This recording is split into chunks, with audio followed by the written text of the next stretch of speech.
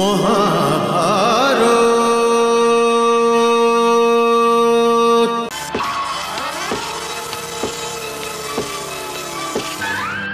হস্তিনাপুরের ভবিষ্যৎ নরেশকে এমন অসহায় হওয়া শোভা পায় না দুর্যোধন। রাজনীতির প্রথম নিয়ম এই যে রাজার মনের অস্থির অবস্থাকে তো তার ছাড়া অন্য কারোর জানাই উচিত নয়।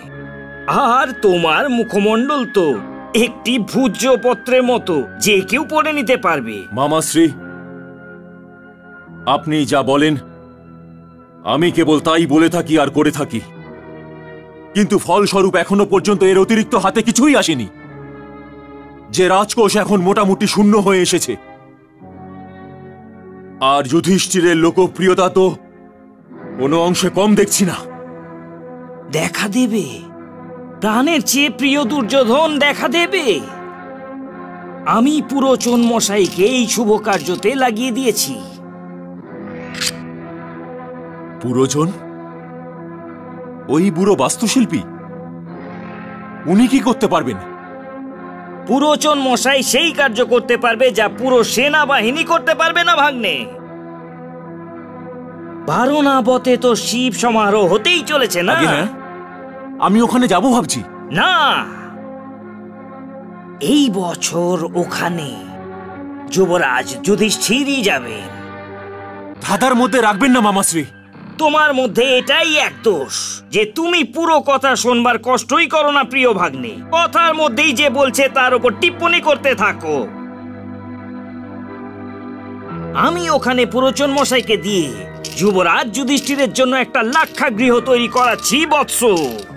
কেবল একটা আগুনের ফুলকি, আর যুবরাজ যুধিষ্ঠিরের কথা সমাপ্ত। লাক্ষাগৃহ? আমি ক্ষমা চাইছি মামাশ্রী। সত্যিকারই আমার বুদ্ধি ভ্রষ্ট হয়েছিল যে আমি আপনার চতুরতার উপর সন্দেহ করেছিলাম।